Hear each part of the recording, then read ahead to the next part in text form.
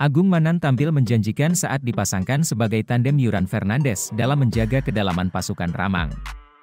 Pemain yang berposisi sebagai bek tengah ini banyak dilirik oleh tim-tim lawan karena penampilannya yang makin hari makin baik.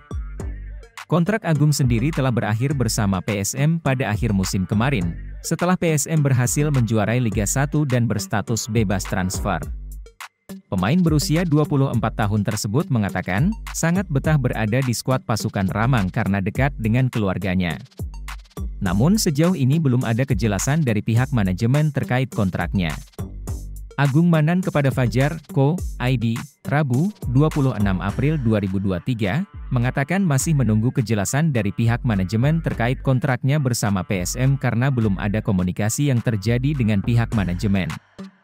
Agung hanya meminta saran kepada orang tuanya untuk karirnya di dunia sepak bola ke depan agar apa yang menjadi pilihan dapat berdampak baik untuk dirinya nanti.